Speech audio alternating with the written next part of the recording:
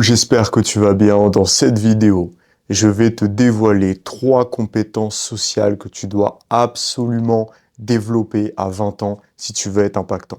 Pourquoi à 20 ans? Pourquoi aussitôt? Pourquoi dans ta vingtaine justement? Parce qu'en fait, au plus tôt tu développes ce type de compétences, au plus tu pourras en bénéficier tout simplement parce que il te restera plus de temps pour le faire tout simplement et aussi pour t'améliorer et devenir un véritable expert, d'accord? Au-delà de ça, j'ai remarqué qu'à 20 ans, on apprenait beaucoup mieux et on enregistrait beaucoup mieux et surtout on pouvait s'adapter beaucoup mieux qu'à 30 parce qu'à 30, on a déjà une partie de notre vie qui est passée, on a déjà des schémas préconstruits, on a déjà pas mal de croyances limitantes, de barrières. C'est plus compliqué de réapprendre et surtout de désapprendre quand on a la trentaine, la quarantaine ou la cinquantaine encore plus que quand on a la vingtaine. Voilà, donc c'est pour ça que pour moi, si jamais tu as la vingtaine, il faut absolument que tu apprennes ça, et même si tu es plus jeune, d'accord? Si jamais tu as plus de la trentaine, eh bien voilà, justement, c'est jamais trop tard, il faut le faire maintenant tout de suite, donc c'est aussi très important. Ok, donc ces 3 compétences, elles vont être vraiment cruciales, et en fait, elles vont te permettre d'avoir de l'impact en société. Pourquoi est-ce que tu vas avoir de l'impact en société? C'est pas juste pour nourrir ton petit ego personnel, c'est parce qu'en fait, avoir de l'impact en société, c'est ce qui te permettra d'être respecté. C'est ce qui te permettra de faire ta place, que ce soit dans le milieu professionnel, mais aussi dans ta vie personnelle, dans tes relations sociales, dans ta relation amoureuse ou tes relations amoureuses. Et ça va vraiment faire la différence. Si jamais tu maîtrises ces 3 compétences, tu vas avoir une longueur d'avance sur les autres parce que les autres ne les maîtrisent pas. Vraiment. Rappelle-toi de ça, les gens sont très mauvais sur le plan social. Et donc si toi tu maîtrises le jeu social et que tu maîtrises les compétences personnelles et sociales qui te permettent de l'utiliser au mieux pour devenir redoutablement impactant, eh bien tu deviendras celui qu'on ne pourra plus jamais ignorer, et les autres ne comprendront même pas comment est-ce que ça se fait. Trêve de suspense, on est parti pour la première compétence, c'est de savoir poser des bonnes questions. Ça paraît bête, mais c'est hyper important. En fait, aujourd'hui, les gens, ils osent pas poser de bonnes questions. Pourquoi? Parce qu'ils ont de l'ego. Et en fait, ils savent que, en tout cas, ils se disent, parce que c'est faux, ils se disent à tort que poser des questions à quelqu'un, c'est le mettre sur un piédestal, le mettre en avant et donc se mettre dans l'ombre. Ce qui est faux. Ce n'est pas la personne qui parle le plus qui a le plus d'impact et de charisme.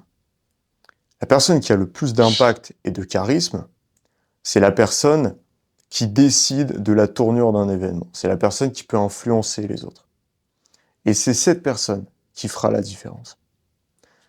Et donc, n'aie pas peur, d'accord, de poser des questions parce que justement, si tu poses les bonnes questions, tu pourras rentrer dans la tête des gens, avoir de l'influence sur les gens parce que tu pourras les amener à penser ce que tu veux qu'ils pensent ou à prendre les décisions que tu veux qu'ils prennent. Et au-delà de ça, tu auras aussi leur sympathie, tout simplement. Pourquoi est-ce qu'on apprécie quelqu'un en général? C'est parce que cette personne nous fait nous sentir bien en sa présence. Cet oiseau est insupportable. Il est insupportable. Il y a un cacatoès là, dans la pièce d'à côté. Je sais pas d'où il sort. Faut pas me poser de questions, d'accord? Mais voilà. Donc s'il fait du bruit, c'est normal. C'est normal. Je ferai peut-être un poulet ce soir, mais là j'ai pas le temps. Donc quoi qu'il en soit, en fait, tu vas t'attirer la sympathie parce que, comme je disais, ce qui fait qu'on se sent bien à la présence de quelqu'un et qu'on apprécie donc quelqu'un par extension, c'est parce qu'on se sent bien. En fait, la personne arrive à créer un bel environnement, un bon moment et elle arrive à nous faire profiter de l'instant. Et en fait, ça passe par le fait de valoriser la personne avec qui on est. Et en fait, quand quelqu'un se sent valorisé en ta présence peut vite devenir addictive. C'est pour ça qu'il y a des manipulateurs, soi-disant pervers narcissiques. Je dis soi-disant parce qu'en fait, c'est un mot qui n'est pas reconnu dans le jargon de la psychologie. Donc en fait, c'est un mot qui n'a pas tant de valeur et qui est un peu fourre-tout et qu'on utilise à tort et à travers. Mais en tout cas, les gens qui sont manipulateurs, hommes comme femmes d'ailleurs, vont avoir tendance à utiliser ce qu'on appelle le gaslighting. C'est un anglicisme, mais en gros, c'est le fait de tellement mettre la personne sur un piédestal qu'en fait, très vite, elle devient dépendante de la satisfaction et du bonheur que ça lui procure, et donc de la personne qui lui procure ça. Donc, c'est une méthode de manipulation que je te conseille pas du tout d'utiliser parce que c'est vil, en fait, c'est mesquin, c'est sale. Donc, je te conseille pas du tout d'utiliser ce genre de choses. Et moi, tous les conseils que je peux te donner, que ce soit de l'influence, de la manipulation, sont à utiliser à bon escient. Et d'ailleurs, c'est très rare que je donne des conseils de manipulation pure parce que je trouve que c'est pas pertinent. Par contre, ça peut être pertinent dans un cadre positif si ça permet d'aider à faire quelque chose de bien ou alors de se défendre. Et là, c'est différent. Par exemple, quand on va parler de répartie ou autre. Donc voilà, c'est hyper important de poser les bonnes questions. Alors là, la question qu'on peut se poser, du coup, c'est comment poser de bonnes questions. Quels sont les critères qui font que la question est bonne? Eh bien, dans un premier temps, pour moi, ça va être l'originalité et l'imaginaire qui va se rattacher à la question. C'est-à-dire que si on pose une question banale, une question fermée par laquelle on peut répondre par oui ou par non, de type est-ce que tu as passé une bonne journée? Eh bien, on ferme la discussion, on n'ouvre pas des portes en fait. Et nous, ce qu'on veut, c'est ouvrir des portes pour que la personne puisse y mettre des bûches qui alimenteront le feu de la discussion et donc de la relation. Car la discussion est une extension de la relation. Et donc, ce qu'on va chercher à faire pour créer en fait de bonnes questions, on va chercher à toucher juste, de sorte à ce que la question soit inspirante. En fait, il faut que quand on pose la question, la personne prenne une pause et commence à se dire, mais ok, ça c'est une bonne question. Et elle commence à réfléchir avec un petit sourire en coin et qu'elle soit heureuse de répondre. Et si on arrive à faire ça, ben on a gagné, parce qu'en fait, derrière, on va créer forcément une discussion qui sera intéressante, parce que la personne y mettra de la passion. Et très souvent, c'est la passion qui crée l'intérêt. Pourquoi tu as aimé telle matière par rapport à une autre quand tu étais à l'école? Souvent, c'est par rapport au professeur. Très souvent. Pourquoi? Parce qu'il parlait avec passion, avec engouement. Et pourquoi d'autres matières t'ennuyaient alors que de base, c'est pas forcément inintéressant? Eh bien, parce qu'il n'y avait pas de passion et d'engouement. Donc ça fait vraiment la différence. Et c'est ce que je t'invite à faire, ok? Essaie de taper juste, de viser dans le mille, surtout de toucher, c'est le plus important. Et au pire, si tu rates, c'est pas grave, tu peux avoir plusieurs essais. C'est ça qui est bien dans une discussion, à condition d'y mettre de l'énergie. Le plus grave qu'on puisse faire dans une discussion, c'est de la laisser s'éteindre, de pas rajouter de bûches. Alors après, attention, si la personne ne veut plus continuer, on va pas la forcer, hein. Mais bah, des fois, les gens sont pas mécontents du tout d'être dans la discussion, mais c'est juste que vu que la discussion va tourner en rond, va être assez fermée, voire à sens unique, ils vont se lasser. Mais personne ne se lasse de parler de choses personnelles. En fait, il y a plusieurs choses. L'erreur que font les gens, moi, il y a un mec qui m'a fait l'erreur, enfin, qui a fait cette erreur avec moi il y a pas longtemps. C'est quelqu'un que je connaissais pas, c'était, je veux pas, ouais, c'était même pas une soirée, même pas vraiment, mais en tout cas, on se connaissait pas, et donc on s'est rencontrés parce que l'événement invitait à cela. Et le mec, il me pose des questions du genre, tu viens d'où, tu fais quoi dans la vie? Ça m'a saoulé en fait. Je lui ai même pas reposé de questions derrière, j'ai même pas essayé de relancer la discussion, j'ai juste répondu par politesse et très vaguement, et j'ai dit le moins possible, histoire que ça l'intéresse pas et qu'en fait il ait pas envie de reposer d'autres questions derrière. Donc voilà, et globalement tout le monde agit de la même manière, hein. Parce qu'en fait, ce genre de questions, à moins que tu sois redoutablement narcissique et qu'en fait t'aies qu'une seule envie, c'est de parler de ton métier à tout le monde, bah voilà, et encore, même moi qui suis narcissique, oui, mais non, mais pas tant que ça, mais au-delà de ça, qui suis passionné par ce que j'exerce, bah, je n'ai pas en fait, je n'ai pas ressenti d'engouement à en parler. Parce que justement, la question était tellement mal posée que je me suis dit que la personne, de toute façon, ne serait pas intéressée par ma réponse. Donc, d'où l'intérêt de poser des bonnes questions. Et je me rappelle que j'ai déjà parlé pendant des heures à des gens qui m'étaient inconnus à la base, alors que moi, je suis pas non plus la personne qui va aller parler à tout le monde, même si évidemment, je te parle de compétences sociales, etc. Moi, mes préférences sont de rester dans mon coin avec les gens que je connais. Même si je suis capable d'aller parler à tout le monde et d'être le leader d'une soirée, etc. Et alors je l'ai prouvé et je t'explique comment faire, mais après, tu as le droit de choisir en fait, hein, c'est comme tout. Ce qui compte, c'est de pouvoir faire les deux. Et je peux faire les deux, donc je choisis de rester avec les gens que je connais et que j'aime côtoyer, même si j'aime aussi découvrir de nouvelles personnes, mais en tout cas, quoi qu'il en soit, les gens avec qui j'ai pu avoir des discussions des fois extrêmement passionnante, eh bien, c'est parce qu'elle posait les bonnes questions, et moi aussi que je posais les bonnes questions d'ailleurs, et c'est ça qui fait vraiment toute la différence. Donc c'est quelque chose d'hyper important que tu dois absolument maîtriser, d'accord? Ce qui te permettra de créer vraiment des relations profondes. Donc vraiment des questions qui vont fasciner, qui vont euh, interpeller, ou même qui vont peut-être susciter le débat ou la réflexion, mais en tout cas qui sont stimulantes. L'idée, c'est de stimuler, ok? Ça, c'est vraiment un truc qui est très important. Ensuite, en deuxième compétence, c'est une compétence qui est peu évoquée. mais qui fait beaucoup de mal à beaucoup de monde et qui te fait beaucoup de mal. C'est certain, ok? C'est de savoir dire non sans culpabilité. C'est quelque chose que tu as sûrement du mal à faire. C'est quelque chose que beaucoup de gens ont du mal à faire, en fait. Dire non sans culpabilité, c'est s'affirmer, c'est se mettre en avant, c'est dire qu'on existe et surtout oser affirmer notre identité, ce qui est très important. Et aujourd'hui, les gens ont peur en général de dire non et de s'opposer ou même de rentrer en conflit parce que justement, ils ont peur de se faire rejeter par le groupe. Et c'est cette peur, paradoxalement, de se faire rejeter par le groupe qui conduit au rejet de ce groupe-là. Pourquoi? Parce que quelqu'un qui va tout le temps dire oui, qui ne va pas oser s'affirmer, qui ne va pas avoir de personnalité, traduction, qui ne va pas oser affirmer son identité, parce que tout le monde a une personnalité. C'est normal. C'est la base, c'est humain. Il va être quelqu'un qui va faire ça. En fait, le grand problème que ça va créer, c'est qu'en fait, ça va créer un individu euh, qui n'aura pas de consistance et d'authenticité aux yeux du groupe, et donc qui ne sera pas un élément moteur du groupe, et donc par conséquent, qui sera dispensable. Et au-delà de ça, ce qui est même pire, c'est qu'il va même servir de serpillière. C'est-à-dire que la seule chose qu'on pourra lui trouver qui sera stimulante et intéressante aux yeux du groupe, ça sera d'être une serpillière. Voilà. Qu'est-ce qu'on fait du torchon dégueulasse avec lequel on n'a pas envie de s'essuyer les mains, parce qu'il est dégueulasse? Eh bien, on s'en sert pour essuyer le sol. C'est terrible ce que je dis, mais c'est vrai. Voilà. Il y a d'autres torchons, ils ont une super place. Limite, en fait, on les utilise même pas parce qu'ils sont beaux, ils ont été brodés à la main, etc. C'est même plus des torchons. C'est des nappes en soie. Voilà. C'est plus des torchons, en fait. Et il y en a d'autres, on les met par terre et on fait le ménage avec, quoi. Donc voilà, et ça, cette différence, elle réside dans un truc qui est très simple, c'est la capacité à s'affirmer, à affirmer son identité, et cette capacité, elle est juste fondamentale, en fait. Ça va le chien? Tranquille? On est en plein tournage. On est en plein tournage, mais ton avis reste quand même intéressant. Donc je le prends en compte, ouais. Ça va, beau gosse? Bon, où en étais-je? On va passer du coup, on va continuer sur le fait de dire non. En fait, pourquoi c'est important aussi de dire non? C'est qu'en fait, il faut arrêter d'avoir peur que les gens s'opposent sous prétexte qu'il y ait opposition tout simplement.